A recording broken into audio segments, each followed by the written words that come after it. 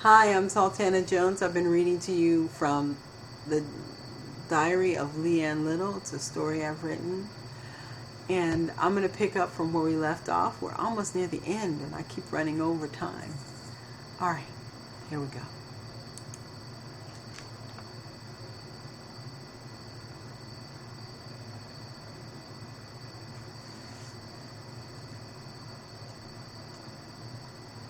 It seems so long since you left, Papa. This will be my last entry. I'm almost too weak to ride. Mr. Pete is here with me, too, and he said it's time now to go visit heaven, and that Mama and the baby are here, too. Papa, I think that Mr. Pete is an angel. I will see you soon, Papa. I can hear the angels so clearly. They sound so beautiful. It's funny. I can almost hear your voice, Papa. And Mama, too. Come on, Mr. Pete. Let's go. I'm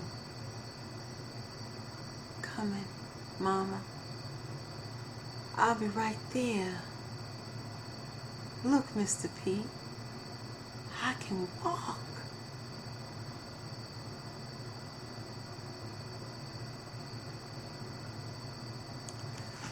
In my heart, I can only wonder if Papa ever returned or not.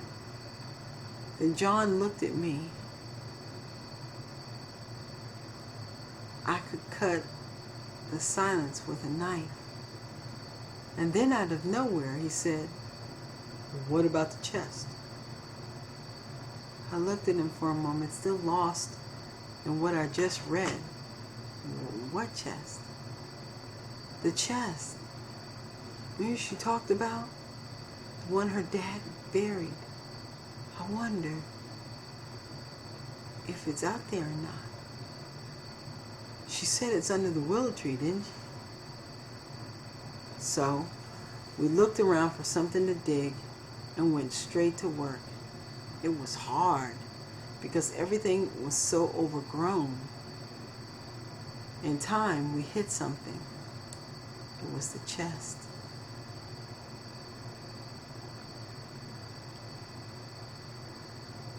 Dirt, sweat, and excitement built in our hearts. We pulled it out and broke the rusted lock. But what we found was what changed our lives. There was the old fiddle Big Joe played, and rolled up piece of paper, and we opened it and it read, "I, Seymour Little, being of sound mind, hereby free from slavery, Big Joe and Little, Big Joe Little, Mammy Joe Little, Ted Little, and Sarah Jean Little,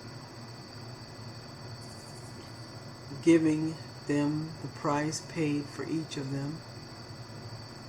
The rest is to take care of my little girl, Leeann Little."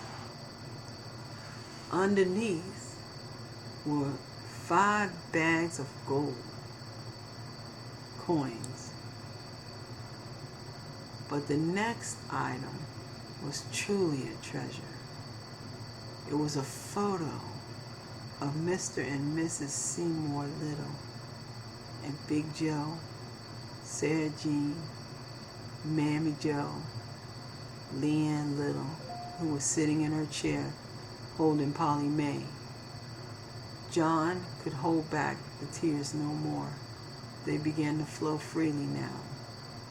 That night, we hardly slept at all. So much information wrapped up in overwhelming emotions.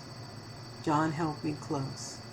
There was no tossing and turning as the nights before, only silence between the both of us. The months passed quickly. then, and the repairs on the house was coming to an end. However, I still had the joy of going through Grandma Joe's boxes. I hadn't tackled them before because I knew it was time consuming. For the most part, it was bills and cards and a lot of odds and old ads, and then I ran across an old envelope.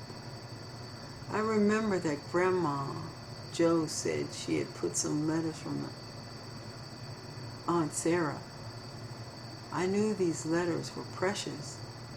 The envelope was yellow and stained, the creases along the edges where they had gotten bent. There were water drops on part of it, and they had been tied with string. I gently opened the first one. It was from Sarah Jean to Ima Jean. I had never heard of anyone. I've never heard Grandma talk about someone named Ima Jean before. These letters look 1,000 years old.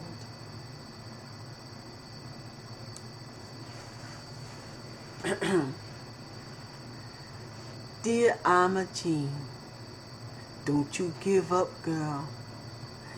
It ain't easy none. Work is hard, but nothing like a master's whip. You is free, and freedom come at a hard price. Don't you worry about your color, girl. You look white, and right about now, that's what God has wrapped you in. Stay with them until it's safe for us to meet. I love you, girl. I's proud of you, too, Sarah Jean. I quickly opened up the letter. Dear Ima Jean, I got your letter. It sure is good to hear you is married and got a baby on the way. No one here knows about you, girl. I will die with this secret. Being Negro ain't all bad. Just you remember that. Just seems God is giving you a chance to fly, really fly. I seen you at the laundry shop. You sure is pretty. I was working inside behind the shelf in the corner. I wanted to speak to you, but Miss Manny said I can't speak to none of the customers. I must tell you something. I is sick.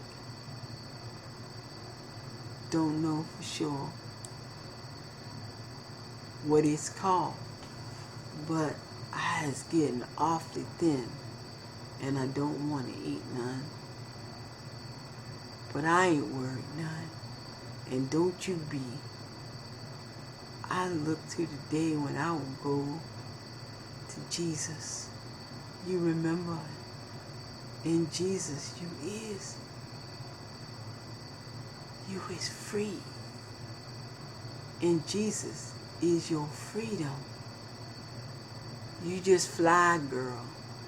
Don't you lose Jesus as you fly. Love, Sarah Jean.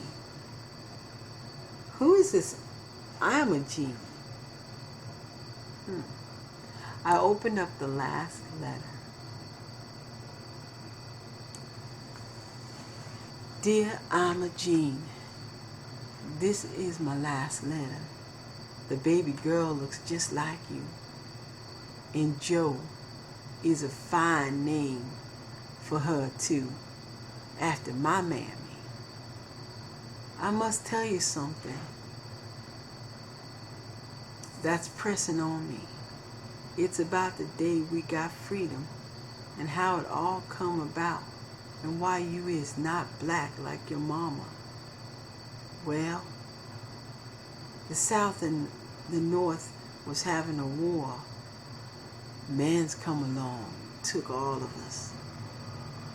My mammy and Big Joe and the others, some of them that ran got shot. Master Little couldn't do nothing.